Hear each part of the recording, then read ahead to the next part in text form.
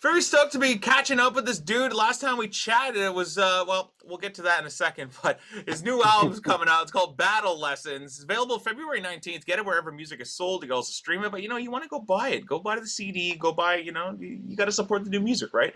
Damon Johnson's on the show. What's up? Hey, Jeremy. Always a pleasure, man. How you Dude, doing? I'm all right. It's weird. Last time we chatted, me, you, and Mitch, we did a Skype together, and it was before you were doing the Thin Lizzy live stream. And I don't remember if it was before or after Eddie Van Halen passed away, but I think it was before. 'Cause we, Yeah, 'cause we yeah. didn't really That's talk when. about that.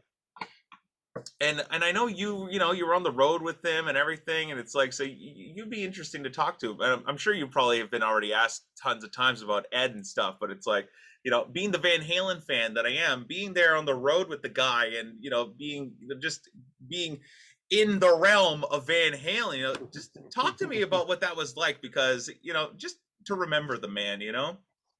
My pleasure, buddy. I've certainly done a lot of, reminiscing about that and looking back and talking about it. And, in a nutshell, it was like my childhood dreams all came true because, Yeah, man, I was obsessed with Van Halen as a teenager. I was the prime target age group for that band and that moment. Like I was 15 years old when I heard the first record, and hmm, I finally got to see them live a couple years later, and it was just life-changing stuff, man. And we all know what his contribution is in the the magnitude of what he's done to the world right. of rock music, man. He was a game changer. So yeah, I just remember my manager telling us we literally had stopped at like a truck stop, to put gas in the van, and we're pulling the trailer Grab a in Brother burger. Kane, in Brother Kane, at that point. And he just said, "Hey, man, I don't want to get your hopes up, but we might get some Van Halen dates." And I was like, "What?" Like I almost said, "Hey, I wish you hadn't have told me that, Yeah, because now all I'm going to do is get my hopes up." yeah, because now it's just like instant disappointment if it doesn't happen. Why would you do that to me? Yeah, yeah. So, man, it happened, and it was so special. I've told this story a few times, Jeremy, but the very first show we supported them was in Dayton, Ohio, and their tour manager, Scotty Ross, who's kind of a legend himself, Yeah, he's he came. cool. Yeah, man, he came down to catering and introduced himself to everybody, and he came straight over to me. He goes, "Hey, Damon, I understand that you're a big fan." And I was like, "Bro, I'm doing all I can not to say anything stupid right now." I said, "I'm freaking out." Just He's fangirling. It's awesome. totally, man. So he said, "Hey, man, go down to the dressing room. Ed's down there right now. Just go down and say hello."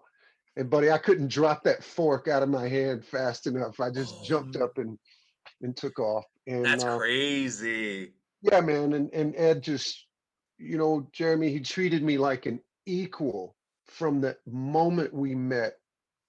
There was no pretense, there was no ego. He was famously sober at that time when they did that Balance album and that tour. Right.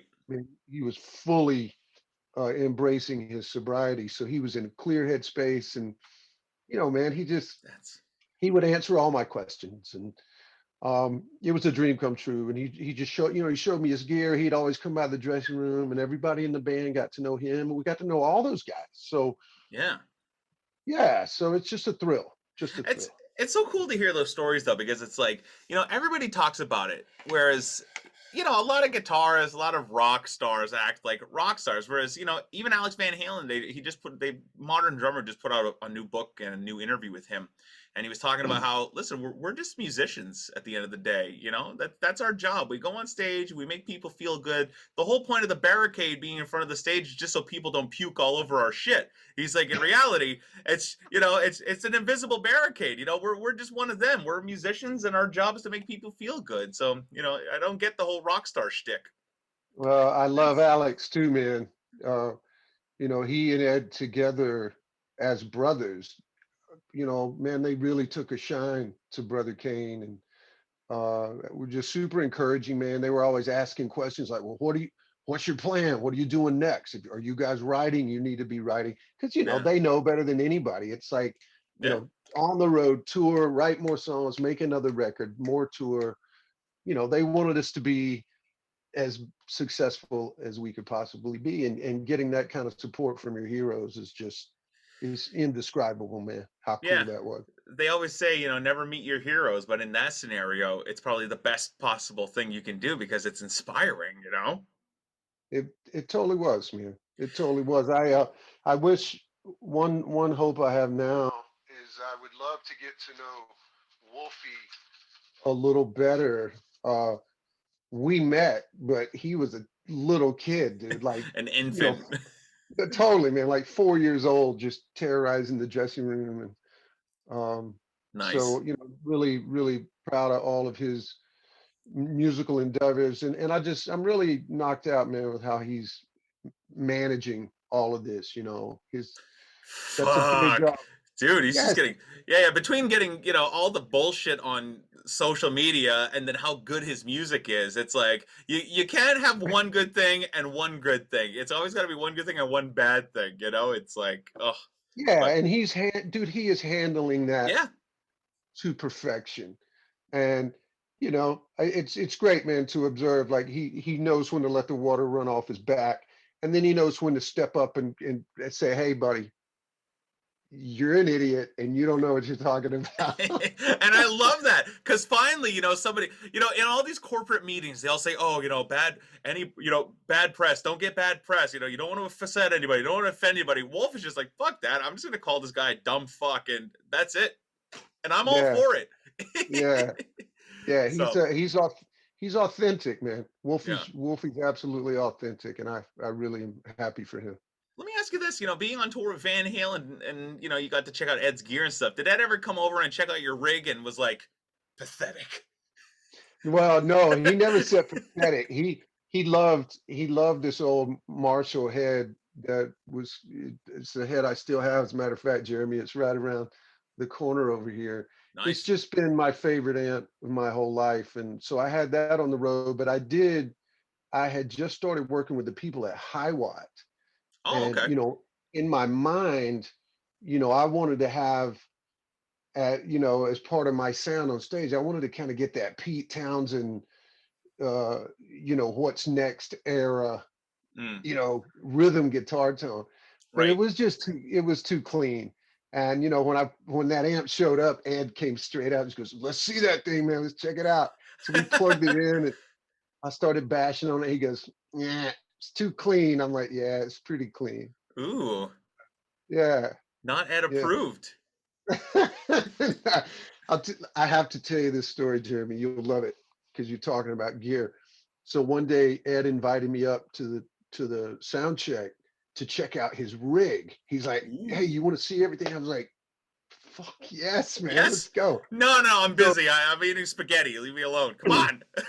so bro, he had just gotten, you know, this was the era he was working with Peavey. Hmm. So, you know, he had 15 Wolfgang guitars in the rack. He had this bank of amps, you know, behind the speaker cabinets. Hmm. I'm talking like 8 heads, 10 heads. Everything's plugged on. There's shit plugged into every head. It was like a Wow. science. It's like a science project, man. Well, as we're standing there, someone came up to ask him a question from the crew. And I looked down at the bottom of this other rack over here, and there was this old Marshall, trashed, you know, old. It had markings on it. And I knew what it was, bro. Yeah. That was the amp, right? So Woo-hoo-hoo. he had not said anything about that. You know, there were PV people there, like kind of, you know, at the Yeah. gig. And so Ed finished his conversation, and I looked over at him, and I turned back and I looked down at that amp, and I looked back at him, and he goes,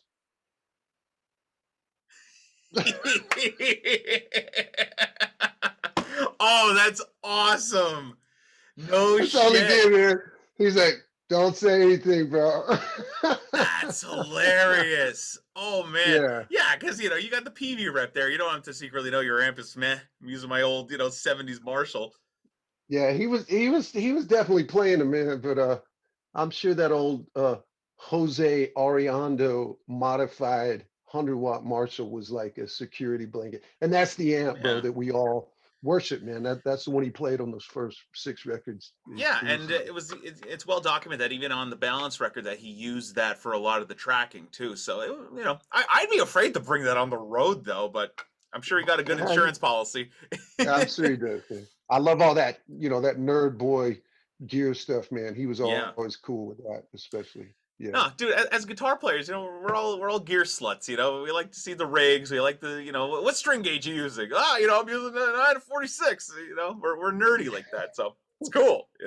Talk about Yeah, this new man. album. So Battle Lessons, when we first talked, I thought the album was supposed to come out around Christmas or something like that, but now it's February 19th. So, why is it sitting on the rack? Is it pandemic? You don't want to put it out, or Man, it's just been one schedule transition after another. Hmm. And, man, that's why it's so great to talk to you right now, man, because it's done, man. It is, the date has had to move 3 times now because of the pandemic and because of, the schedule at the studio, and it was complicated, man, but it all worked out. So I'm so proud to be getting it out. Um, I'm grateful to my little fan base, Jeremy. They've my wife was emailing with somebody, man. They pre-ordered this record in March of last year. I'd be pissed. I'd be like, "Where's my album? Damn it!" Yeah, where's my $15? Just give me my money back. So, man, the fans have been incredible, man, super supportive. And, it's been a lot of fun to, like, along the way, kind of let them see behind the scenes how it's all working. And uh, I'm planning to take a photo of all these padded envelopes that my wife has over here. They're all Nice. labeled, they're stamped, they're ready to go, man. So So, it's like a real grassroots thing. You're doing everything like at your kitchen table and mailing out these CDs. Jeremy, 100% fully independent. I've been putting my solo stuff out on my own imprint, man, for Mm. well over a decade now. Double Dragon Records. My wife and I are both dragons in the Chinese zodiac, so that's where Wow. we came up with that. And man, I got a badass logo for the label. It looks killer on the spine of the vinyl and on the CD. So we're having a Nice. blast. We're having a blast, and this is the hardest rock record I've made maybe ever. Ooh. Um, yeah, top to bottom, the tempo, the energy, my band, man, they're just they're just top shelf cats, man. I'm so humbled to be having, players of that caliber fully committed to playing, new songs I've written and stuff from my past. So it's a thrill, man. I just like everybody else, man, we hope we get the green light to get back and play some shows, man, because we're ready to perform this stuff in front of an audience. Yeah, get on stage, and it must be a thrill to play with competent players as well that can pull off the material. So Yeah, they really had an impact for me even as I was writing the stuff. This is the room right here, man. It's just a little, I guess, my office, whatever you want to call it. But this is where I make all my demos, and it's mm. kind of where the magic happens. And Well, let me ask they you. inform that. Let me ask you a question though. Talking about you write in the room and record your demos and stuff. Did you go into an actual? Because I know you live in Nashville. Did you go into an actual studio and track the record, or did you do it in the home studio? Because and let me ask you this: is it economically viable for you to go in and rent a big studio and track the whole drum kit and everything? 'Cause the shit's expensive, and if you're doing it independent now, it's like, is it worth it? Jeremy, that's a great question. And again, this goes back to my gratitude to the fans because, every dollar that they have contributed pre-ordering this product has gone into the making of the record. Mm, So because of the magnitude of that support, Jeremy, I did go back to my friend, Grammy-winning producer Nick Raskulinecz. Mm. And at the very least, I wanted to play him the songs because look, man, if Nick doesn't believe the songs are there, he's not gonna he's not gonna spend his time. Yeah. So he got jazzed on the songs, and then I was like, awesome, man. So now comes the second big discussion. Can we make this work, economically? How much you gonna Because charge me here? yeah, you're right, brother, because I don't have there's not a record company writing me a check saying, here, man, here's No. an advance, go make the record. And as well, somebody like Nick, you can nickel and dime him as well. So it's like you kind of get what you pay for. Well, yeah, I mean, in a situation with someone like that, I mean, his phone's ringing all the time. His manager is calling and saying, all right, we got to schedule Evanescence here. We got to schedule Alice in Chains there. And then we got to make room for Hailstorm starting a new record. And Yeah. then Nick goes, oh, by the way, I need to make this record with my friend, Damon Johnson. Um, Yeah. you know, that's a tall order. So the thing that the beauty of Nick and I being so close and having done so many things together now, he knows, brother, that I work fast. We're going to show up prepared. There's no heavy lifting for him Mm. whatsoever. Yeah, you're an easy session for him. Yeah, pretty much. I think yeah. I mean, the whole process is great for him, man. Tracking the drums, working on the arrangements. When he and I start doing guitars together, and a little side note about the gear, bro, I just go play Nick's gear. That's another reason I was so thrilled to go to his place, man. He's got a bank of the baddest ass guitar amps Well, I've hold on a ever heard. second now. Did you use actual real hardware, or are you using the Kemper or the Axe effects? Or was it digital in the box, or you turning knobs on a head? Let me start the answer to that question with I have no problem with my friends that use that stuff. It's not a put down of that. They are not less, they are not, I'm not better than them because I use real stuff. Yeah, Um, but I don't, well, but I've never recorded with a Kemper Mhm. ever. I've never recorded with a Fractal ever. Not to say that it wouldn't be a great experience, but when you've got a Marshall amp that sounds like mine over here does, Yeah, and then you got Nick he's got the Killer Friedman and the new Soldano and the Bogners and the old Fender Basemans and yep, come on, man. Why yep. would you not? Why would you not pull those amps out, move the mic around, get a good sound, and press record? So this was a real straightforward, organic rock and roll record. Real amps. I love it. Yeah, dude. Real amps, real drums. Um, there was no, working it out on the keyboard and Programming you a know, snare here, getting this yeah, thing. man. And again, no disrespect to people that do that. That's killer. I'm just a fan of those kinds of sounds. I'm a fan of Yeah, of dude, you're a those Van those. Halen fan. You're a fan of musicianship. From the kit to the tape. There's something real human about rock and roll when you want it to be human. Well, it is, and I think maybe I take it for granted sometimes, Jeremy, how great my band is. Mhm. If they weren't, if they weren't as capable of musicians as they are, maybe it would get to be too much work, and we would go, yeah, you know what, this drum program sounds great. Let's just use that. And Mhm. um, we had a blast, man. And look, we all pushed each other. I pushed Jared and my drummer and Robbie, my bass player. you know, they had to really there were a lot of tempos. Let's put it that way, man. There's a Mhm. lot of stuff that's 160 beats per minute. We've all been laughing, saying, "God, man, whenever we do get to go on tour, we're gonna all have to get on the treadmill and get in shape." Yeah, firing on all cylinders. Got to get that cardio back up. And That's right. everyone's just sitting at home, Netflixing, doing Chick-fil-A, and it's like, oh god, you know, man, you're gonna be on stage. Even your fingers are gonna be fat by the time you get back out there. Oh, bro, listen. It's funny we're talking about that because I have had one. My buddy Chuck, he goes, "Oh man, that's just some old dude shit right there." But man, I've jacked up my knee, and I'm having literal knee surgery Oh, this Friday. Oh And man.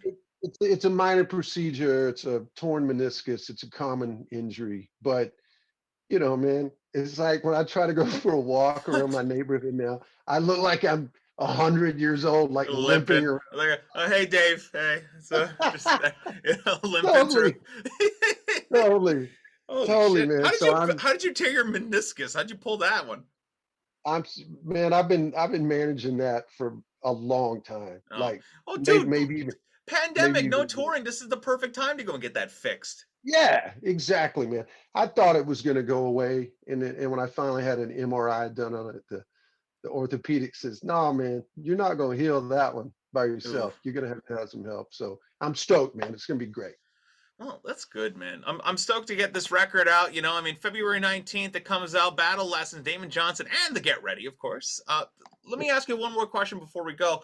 You know, when you do get back on the road, well, before you get back on the road, and you know, you were saying that how it's basically been a year since you know the album was finished recording and everything, and it's been postponed 3 times. Do you go back and listen to the album and say like, oh, you know, maybe we could change that guitar part here, or oh, maybe the mix on that song could be a little bit, you know, bring up the vocal, or you know, do you go back and reanalyze the album before you put it out, or is it just perfect the way it is? No, no, no, no. Listen, man, the tons of listening, certainly between myself and Nick, because Nick also mixed the record. Mm. And, man, I wrote these songs for my own enjoyment. I literally did, man. And I listened to this record for my own enjoyment with the belief that, there'll be other people out there that dig it like I do.